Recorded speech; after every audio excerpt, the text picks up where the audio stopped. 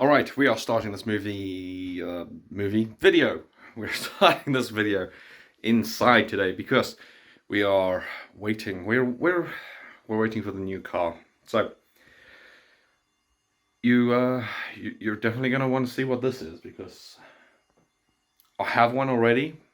It's not a BMW, and it's not another RX-8. So without further ado, let's go outside and see the new car. It should just be pulling up there on the truck right now. Let's go.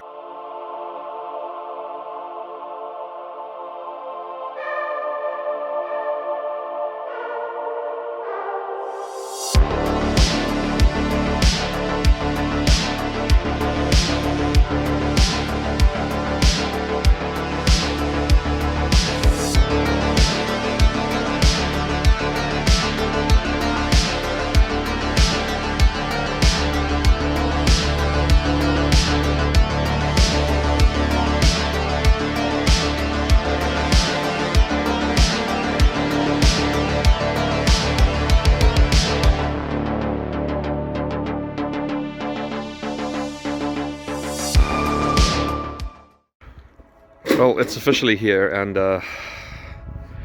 yeah, in the daylight it's definitely more of a project. No, I'm kidding, I knew what I was getting into. So obviously the battery's a little toast, so we're going to try hook up the jump pack and then get it to fire up. We'll get the wing out of here as well quick, so we got somewhere to sit, and all the spare parts. This brings me back to having the RX-8, just bringing it back with half the car inside it.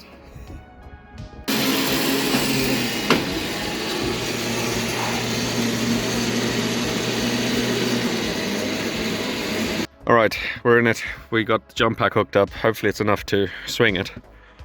Foot on the brake. Usually doesn't matter with old cars, but... Alright, so apparently she loses quite a bit of fluid, so off we go.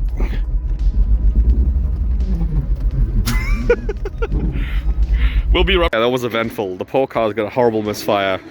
The power steering pump sounds like it's dying, and the gearbox wouldn't work in drive. I had to put it in 2, so I think maybe it's low on fluid as well. But I think the overall plan is to no longer have that drivetrain in. Spoiler alert. It's probably not going to run on that drivetrain again. Maybe something shared with that. So, oh man, they look good together. And then the random rotary there. So now you're probably thinking to yourself, why did I pick up this Mark III Toyota Supra? Well, it was the cheapest one in the country. And this Supra is equipped with the legendary 7MGE. Now that's not legendary for all the right reasons. Due to all the wrong ones. These are known to blow head gaskets. Yes, once again my old nemesis rust has returned. Now obviously the Mark III here has noticeably more than I've ever had before, but this time at least I knew going in. The rear quarters are, yeah, there's not much left of them, and this has been a test cutout to see how far the rot has spread. It is only localized to the rear quarters, which is refreshing for once. The sills are strong underneath, and if we have a look here, we can see a whole chunk of the rear arch missing. Now unfortunately, this problem is on both sides. Well, you joined me inside the Supra, and I've already pulled everything out, and I am fitting the interior pieces here because I just want to do a check to make sure everything bolts and clips back in. Everything is kind of present inside all the crates there, but we want to make sure that the whole car goes back together. And come on, don't mess me around. Something obviously will.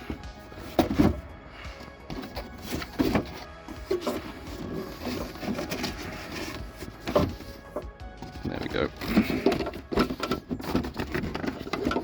Bit of a two-handed operation, but you get the deal. It should look like that. Obviously it's in desperate need of clean, so I want to get everything kind of where it belongs, and then I think we delve into the car. Well, I want to dig into the Supra because now apparently And you can see from down there, there is a big fluid leak of some sort.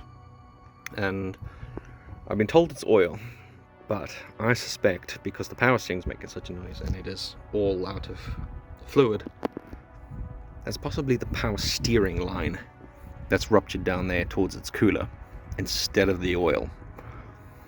So I want to go ahead, get this clutch fan out the way, get some better accessibility down there, and hopefully we can find out where this leak is coming from.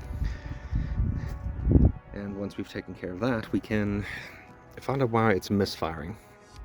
We'll do a health check on the engine, pull the plugs, check them, check the leads, the distributor as well, and maybe we just got a bad lead or a fouled plug. We might even compression check the engine, see how healthy it is. Sounds like a good idea. Right, let's, because the gas struts kind of want to hold. See them dipping down there. Yeah, let's stop that quick and just clamp that on there. Permanent stopper. This car's actually got ABS. Wow, the Mark IV doesn't have that. Yeah, I know it's looking sorry for itself right now, but I kind of stole the funds that I was going to use to put arms on that to buy this. So yeah, just realized how expensive parts for a Mark IV are. I don't want to know how expensive parts are going to be for a Mark III, but yes, here we now have a Mark III Supra. But whoa. But before we do anything, we need to hook up the jump pack one more time, and we need to perform the most important test of all, which is,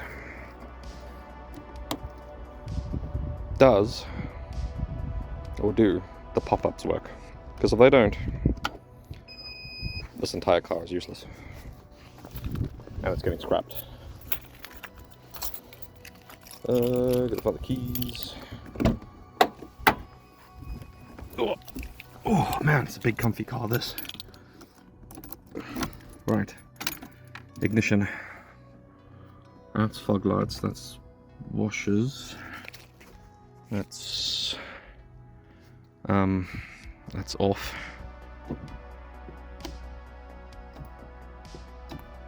Okay, the wiper motor seems to be a bit stuck. Cool. Right, we'll do that as well. The pop-ups went down. Oh, buddy, the pop-ups work.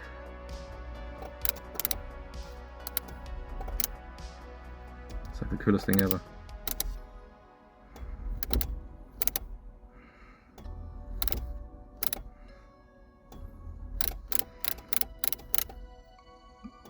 Oh no. Someone's calling. We'll end here. As I was saying before, the pop-ups work. I'm so stoked with that. That's like the best thing ever. Pop-up headlights. Right, okay, now that we've established the most important thing, which is the pop-up headlights work, just put them back down. That's too cool. Anyway, let's get that fan off and get some access on there and see what the hell is going on with that leak and where it's coming from. Power steering cooler, oil cooler line. We'll have a look and see what's going on there. And then once we can run the engine without something burning out because it's run out of fluid, we can then delve into the engine and have a look for what's causing our misfires. Okay, I have pulled the fan off and used two nuts here as spacers to obviously bolt this pulley back on so it doesn't flop around, because we want to make sure everything works as it should. Really, we kind of need the alternator to charge the system because the battery's dead, so we need that running. Now we've at least got a better view going on here, but I've also noticed that there's no coolant whatsoever in the hoses slash rad, so I'm going to pull the rad off and hopefully we can see what else is going on down there and get some better access, because yeah, it's just some liquid coming from somewhere. So let's try to get a better look at it, I think. Okay, little investigation in, and when I removed the clamp here for the bottom of the rad, Obviously the rad, you try and lift it up, and these cooler lines on each side, there and there, are attached to the bottom. Now what I'm assuming is that that is for the gearbox, because most automatics integrate the gearbox cooler with the radiator. Now here's the rub. When I pull this hose off, I am getting a mixture of coolant and gearbox oil. Yeah, that smells like gearbox oil. That is definitely the oil that is leaking out there.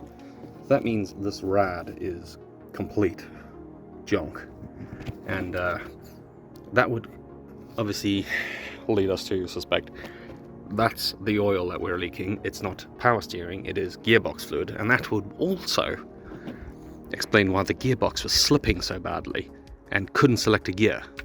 Well, if it did, it was very bad. So I have to get these lines off and pull what's left of this broken radiator out, and I can hopefully connect those lines together, start the car up, and figure out where our misfire comes from. But yeah, cooler's toast, and it is now mixing the gearbox fluid in with the coolant, which could also mean that the gearbox, I'm just pointing in the general direction, the gearbox might have coolant in it, hence why the coolant level was so low in here. Yeah, this is going to be an interesting one. Let's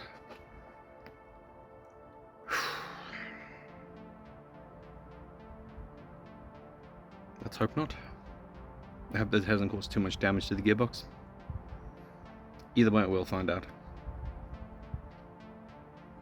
Because I am trying to get this drivetrain to work, because, you know, it would be nice to have it working for when I've got to do all the body work on the car, instead of pushing a dead car around with a giant paperweight in it. So let's investigate some more, shall we, and hope the coolant hasn't gone in.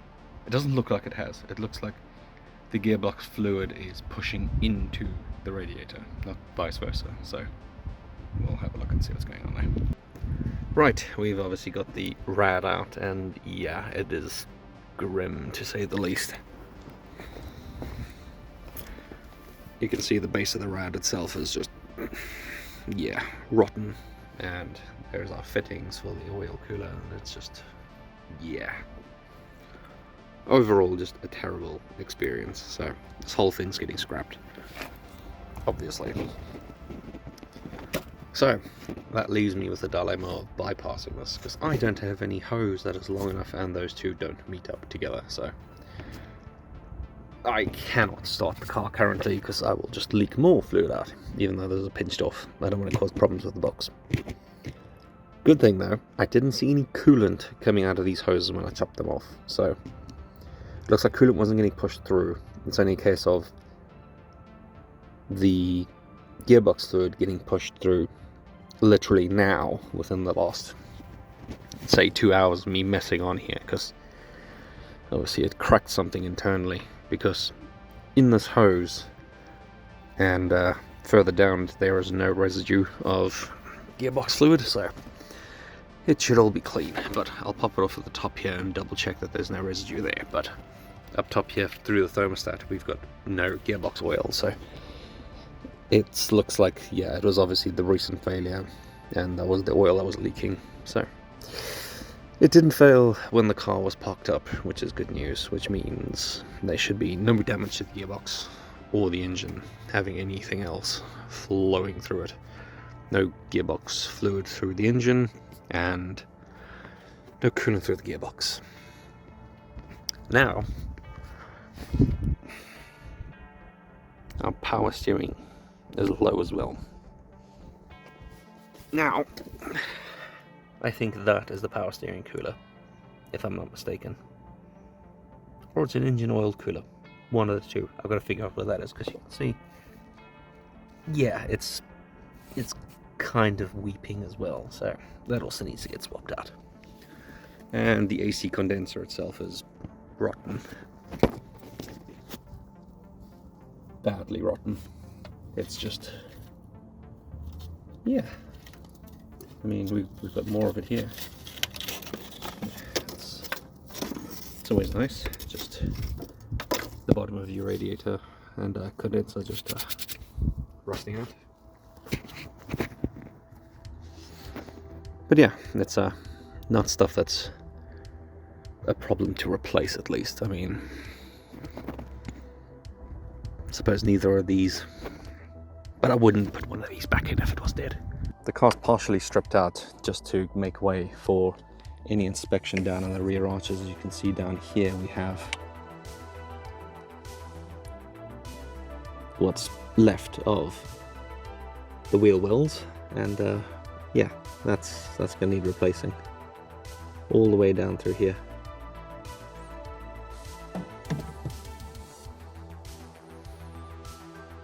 And it's not much better on that side either. Makes you wonder if this leak had something to do with it as well. So that's something we're gonna have to watch out for. The tailgate seems to accumulate water. Nice. That is definitely leaking in from a seal somewhere here. Or possibly the boot itself. For the keenly observant of you, you may have noticed that the paint on the car is less than showroom condition. Now, the car was put away for 20 years in a garage, resulting in, not this, but this is how the car was left. It was obviously left ready for paint. It was full of masking tape over the lights and things, so I can only guess the car was getting prepped for a quick respray. But something must have happened over the years that caused the car to be forgotten and parked up. Now, I obviously want to know what. So we've either got a problem with our engine, gearbox, or something along those lines that caused this car to be parked up. Because why would you park up a car like this for 20 plus years in the garage? Now that's everything wrong with my Mark III Supra. What about everything that's right with it? Or some little cool features I've noticed with it. Number one, pop-up headlights. I can honestly say I've been wanting a car with pop-up headlights probably since ever. And now that we got over the coolest part of the car, that's about it. I'm kidding. Right, besides the pop-up headlights on the car. Super cool 80s traction control button. Or normal versus power mode. Electric seat and lumbar support, and electric mirrors. Retro 80s cassette player.